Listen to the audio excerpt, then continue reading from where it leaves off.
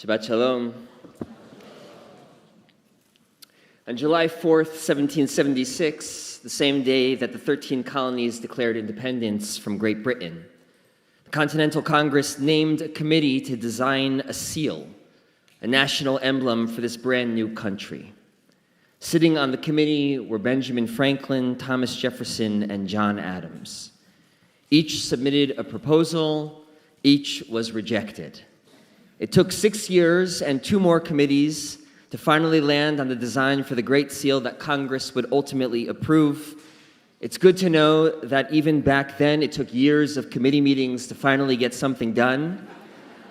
That was a Jewish nonprofit governance joke for those of you who didn't laugh there. We've all seen the seal. It's imprinted on passports and official government documents, monuments, and the backside of the $1 bill. The bald eagle, wings spread open with arrows in one hand and olive branch in the other, a constellation of 13 stars, and the motto, E pluribus unum, out of many, one. I have nothing against this design, but this week I found myself looking at the work of the first committee, considering the meaning of the designs that weren't chosen, a kind of exercise in entertaining the road not taken, an alternative symbolic map for what this country is and ought to be about. In particular, it was Benjamin Franklin's design and its meaning that I want to ask us to explore. In Franklin's notes, he wrote the following: "The seal depicts Moses standing on the shore, extending his hand over the sea, thereby causing the same to overwhelm Pharaoh, who is sitting in an open chariot, a crown on his head and a sword in his hand. The motto of the seal reads, 'Rebellion to tyrants is obedience to God.'" Franklin, of course, has a particular British tyrant in mind, but his choice of the biblical scene, the culmination of the Exodus story, connects the past to his present and undoubtedly projects into the future as a mission statement, a call to purpose for this nascent country. America shall be the ongoing project of resisting tyranny. That, Franklin believes, is the through line of our biblical mythic past, our national founding story, and our promise to the future. Rebellion to tyrants is obedience to God. The work of resistance is an expression of our religiosity. It is the upholding and actualizing of our firmest convictions and commitments. It is God's plea to the human heart. A tyrant vilifies those he doesn't know, for the absence of familiarity is the most fertile ground for the growth of cruelty. A tyrant seeks to divide, to plant in our minds stories of suspicion and fear, to reorganize the world into those who deserve and those who don't, those who belong and those who never will. Tyranny depends on the spread of a pernicious story. So the first act of resistance must be to tell a different story, to remind ourselves and others that our story helps us understand who we are and who we're called to be. Our story will be our guide, our map for the difficult journey ahead, our compass in a time of disorientation. And so, if I may, let me tell you once again our story. The subjugation of the Israelites in Egypt did not begin with bricks and mortar, ruthless decrees, or violent taskmasters. It began with the erasure of memory. Vayakom melech hadash al Mitzrayim asher lo yada et Yosef. A new king arose over Egypt who did not know Joseph. The commentators struggle with this verse. Was it really a new king, or is it the same Pharaoh who worked closely with Joseph, but now seems to have blotted out the past? More broadly, how is it possible for any ruler of Egypt to not know of Joseph, the second in command in Egypt who saved the country from 7 years of famine, the man who enriched Pharaoh and built up the power of the country through his visionary economic and agricultural policy. The implications, I believe, are clear. Not knowing Joseph was not an accident of time. It was a conscious choice of erasure. Pharaoh is saying, Joseph did not help build this country. Joseph was never needed here. Joseph does not belong to the story of Egypt, and Egypt does not belong to him. He has no place in the palace, he has no place in our history, and therefore no place in our future. It is in the immediate aftermath of Pharaoh not knowing Joseph that his descendants are oppressed. One verse later, Pharaoh hatches a plan to demonize other and deal shrewdly with this people.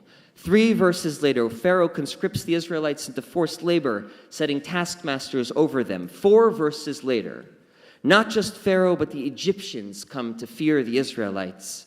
6 verses later, they made life bitter for the Israelites. How astonishingly short is the leap from not knowing to not caring about the suffering inflicted. To not know, the Torah is claiming, justifies cruelty. This is as clear with Pharaoh as it was with Cain, the first figure in our story to commit violence against another human being. We all remember the second half of Cain's infamous response to God's question, "Where is Abel, your brother?" Cain says, "Hashomer achi anochi, am I my brother's keeper?" But in between God's question and Cain's rhetorical response are the words, "Lo yadati," I do not know. I do not know. Am I my brother's keeper? In her brilliant essay on the topic, Devorah Steinmetz writes, the 2 parts of Cain's reply constitute a single claim. I do not know means I don't have to know. I'm not responsible for my brother. Not knowing or claiming not to know or choosing not to know is a denial of moral responsibility. Listen carefully. When a tyrant begins the project of rendering human beings invisible, when he denies their claims of belonging to this place, when he says this country is for us, not for you, when he dismisses not only their contributions in the building and sustaining of this country, but their very moral worth, when he tells you that your identity does not exist. For conscious erasure is the pretext for violent action. But Pharaoh's toxic story is not the only voice in our narrative. God has a story to tell as well. The Israelites cried. Their shriek for help from the bondage rose up to God. God heard their moaning. God remembered the covenant. God looked upon the Israelites, and God knew. Vayeda Elohim. What did God know? Yadati et machovav. I know their pain. Pharaoh's not knowing is countered by God's knowing. To not know for Pharaoh is to condemn people beyond the realm of concern, justifying any and all subsequent cruelty. God's knowing is to see people in their deepest pain, to identify with their suffering, and to pursue their liberation. I know their pain. Yadati et machovav. And 1 verse later, God says to Moses, "Come, I will send you to Pharaoh, and you shall free my people, the Israelites, from Egypt." The turning point in our narrative is signaled by the same verb that began the descent, yada, what is known or not known. God insists on knowing, Pharaoh on not knowing. Listen to Pharaoh's response when Moses and Aaron bravely say to him, "Thus says the God of Israel, let my people go." Lo yadati et Adonai. I don't know God, Pharaoh says, and I won't let the Israelites go. Pharaoh, once again, does not know. I read in these words In this echo of not knowing Joseph, the same denial of both existence and responsibility, he denies the possibility of a God who cares about the oppressed. And he refuses to extend his care for these vulnerable people. This God is not my God, Pharaoh says, and this God has no place in the Egypt I am building, the Egypt I am ruling. But the God of our story yearns to be known.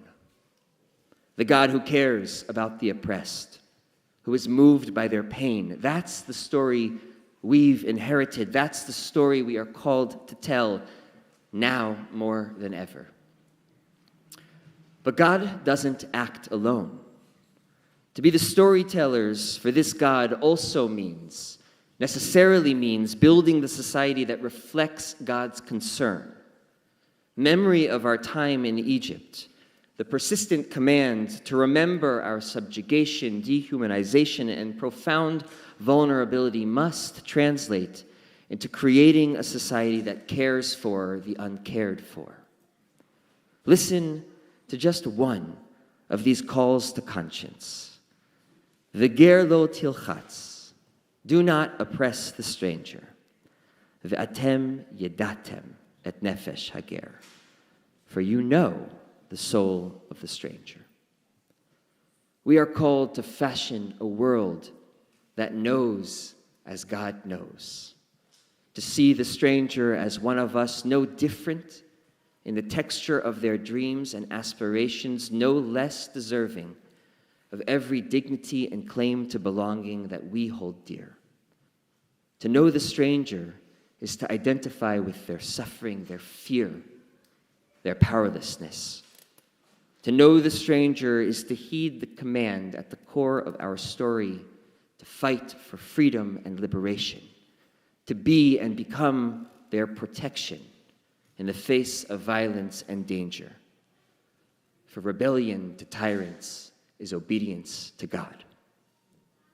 This is the moment to remember who we are, to ground ourselves in the story that stands in determined opposition to the story of tyranny, to tell of a God who cares about the vulnerable, to become again a people whose faith compels us to protect the frightened. We were reminded this week, bless you, Bishop Buddy, that we are not the only ones who believe in this God, who plea for this God to be believed in. We are not the only ones who know that the story of liberation depends on the persistent fidelity to justice and decency. The voice of the tyrant must be drowned out by the voices of the people who know that our story is the one that will and must ultimately prevail. Shabbat Shalom.